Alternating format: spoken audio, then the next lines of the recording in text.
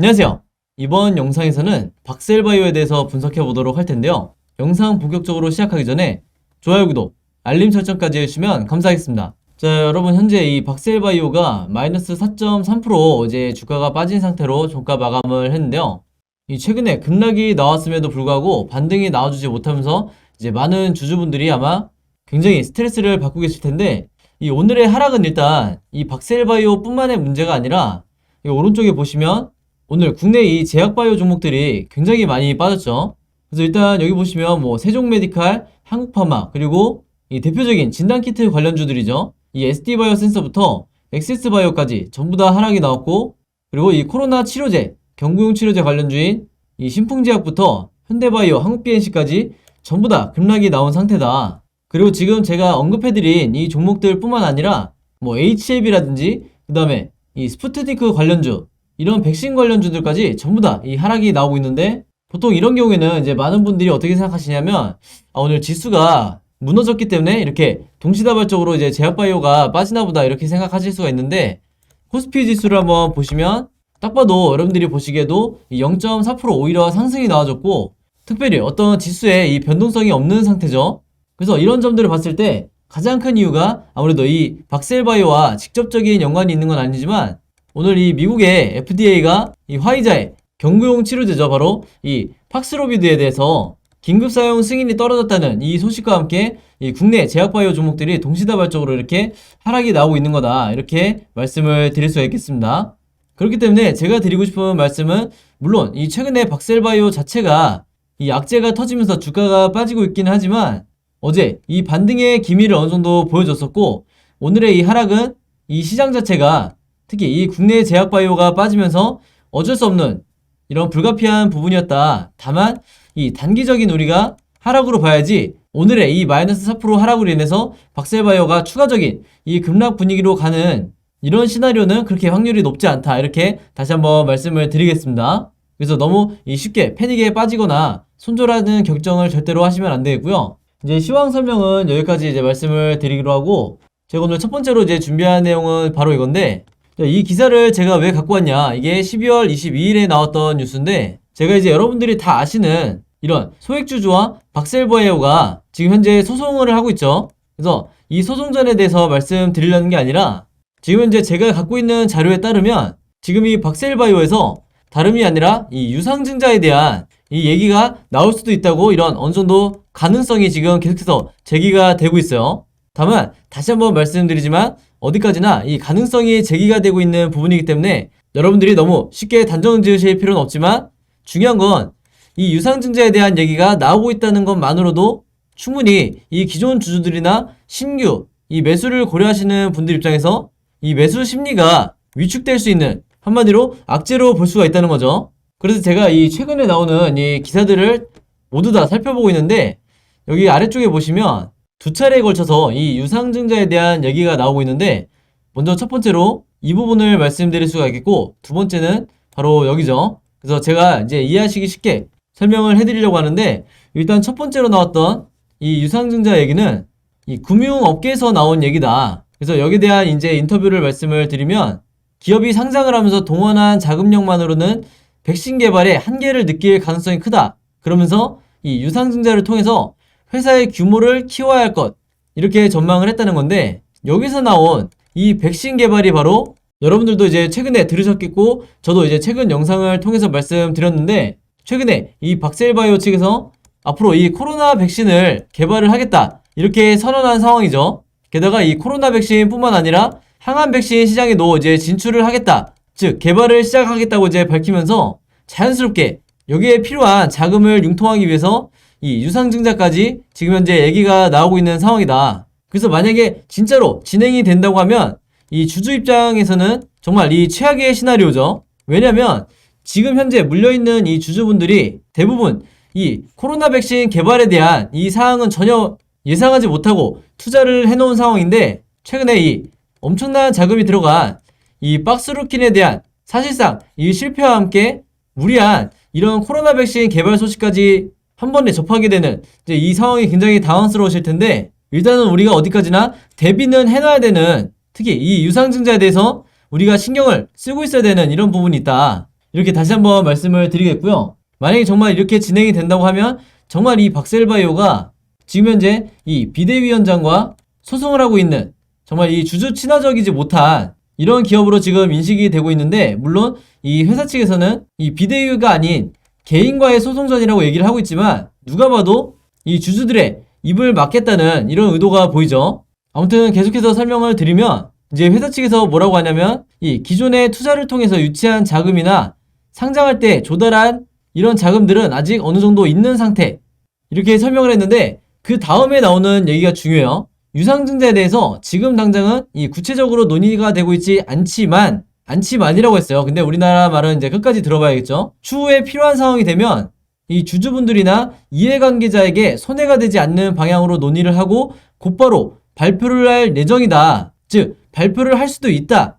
유상증자를 할 수도 있다. 이런 식으로 충분히 우리가 생각이 될 만큼 지금 현재 인터뷰가 진행이 됐다. 이제 이렇게 말씀을 드리겠고, 물론 당연히 이 정도 내용만 가지고 100% 유상증자를 할 거다 이렇게 우리가 볼 수는 없겠지만, 이 박스루킨 실패 이후에 최근에 한 일주일 동안 조금씩 이 유상증자에 대한 얘기가 나온다는 부분은 우리가 반드시 이 리스크로 어느 정도 고려를 하셔야 된다 이렇게 말씀을 드리겠습니다. 그래서 중요한 건 지금 당장의 현 포지션에서 섣불리 여러분들이 바닥이라고 판단을 하고 과감하게 비중을 늘리거나 물타기를 하는 이런 시점은 아직은 아니다 이렇게 미리 말씀을 드리겠고요. 그 다음으로 이제 제가 희망적인 내용이 있어서 하나 말씀을 드리려고 해요.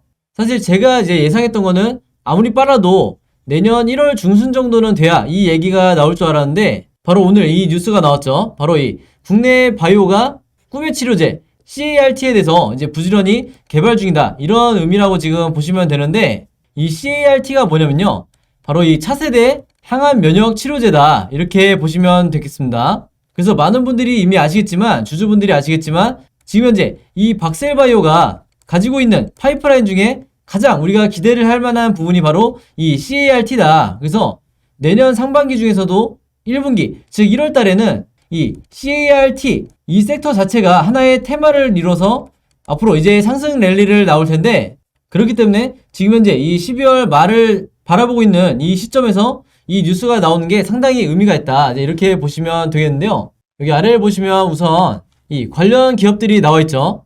뭐 큐로셀부터 해서 박셀바이오까지 이제 여러 기업들이 지금 언급이 되고 있는데, 이 종목들이 이제 제가 말씀드린 이 CAR-T 이 치료제 테마로 해서 2022년 새롭게 이 주도주를 만들게 될 거다. 한마디로 주도 섹터로 해서 상승 랠리가 나온다는 거죠.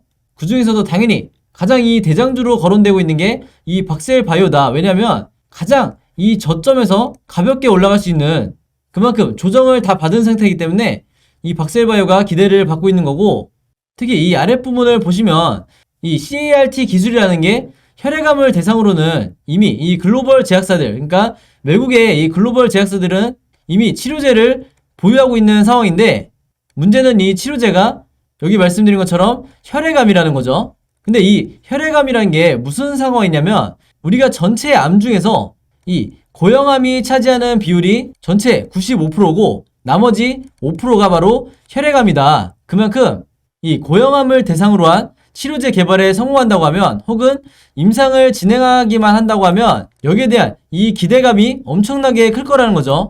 그만큼 임상 자체를 진행하는 것 자체가 엄청난 이 기술 개발이 필요하기 때문에 한마디로 가장 이 시장에 관심을 받을 수 있는 블루오션이다 이렇게 보시면 되겠습니다.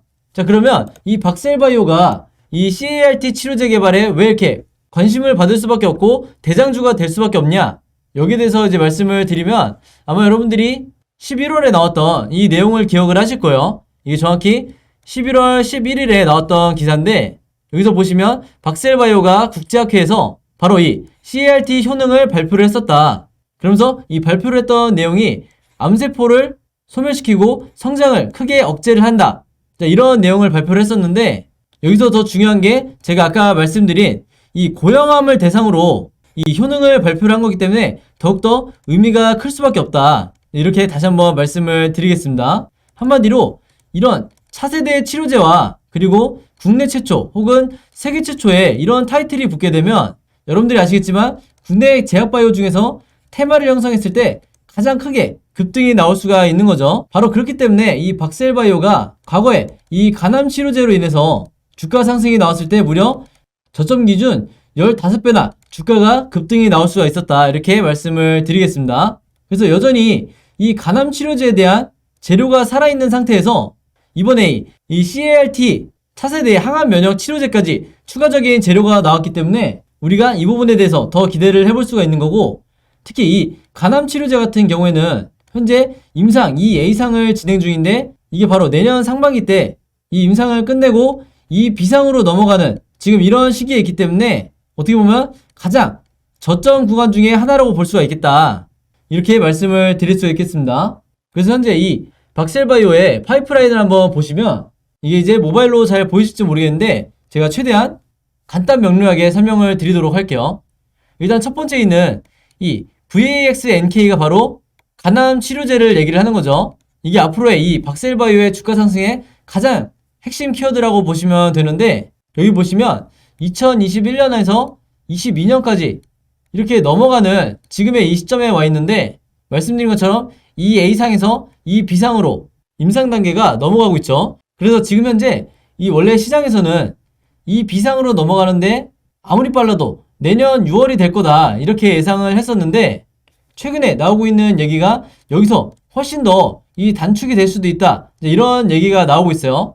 그 말은 뭐냐면 내년 1월 이후에 이 단축되는 쭉 6월보다 더 빨라지는 이 시기까지 주가 상승이 시작된다고 하면 그동안의 이 상승 랠리가 꾸준하게 이 주가가 상승하는 이런 흐름으로 갈 수가 있다는 거죠. 거기다가 오늘 말씀드린 이 CAR-T가 바로 이 치료제가 이 파이프라인 중에서도 이제 여기에 해당이 되는데, 지금까지는 이 전임상 단계였지만 여기 보시는 것처럼 2022년이 되면 이제 본격적으로 임상 1상이 시작될 거로 예상이 되기 때문에 여기 대해서 이 시장에서 이슈가 될 때마다 마찬가지로 주가가 이 급등이 나올 수가 있다. 왜냐면 제가 앞에서 말씀드렸다시피 이런 차세대 신약 같은 경우에는 임상 1상만 진행을 하더라도 이 다른 글로벌 제약사에 라이선스 아웃을 해주면서 바로 이 수익이 나올 수 있기 때문에 여기 보시는 것처럼 이 매출 창출 예상 시점이 바로 이 2022년이 될 거다, 이렇게 우리가 예상을 해볼 수가 있는 거죠.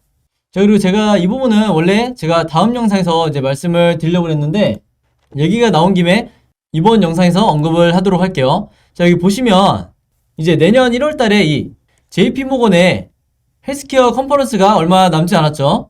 이게 이제 1월 10일부터 1월 13일까지 이 JP모건 헬스케어의 컨퍼런스가 이제 열리게 됐는데, 지금 제가 확보한 자료에 따르면 이 박셀바이오가 이 JP모건 헬스케어 컨퍼런스와 함께 이 시점을 전후로 해서 이 항암 치료제 관련 이 새로운 이슈가 나올 거라고 해요. 이게 직접적이든 혹은 이 간접적이든 전 세계적으로 가장 큰 행사인 이 JP모건 헬스케어와 연관이 되어 있기 때문에 여기에 대한 이 구체적인 내용 궁금하신 분들은 제 번호 010-5826-4556으로 숫자 7이라고만 제가 알아볼 수 있게 문자 보내주시면 제가 가지고 있는 모든 정보와 이 자료들 정리해서 문자로 보내드리도록 하겠습니다.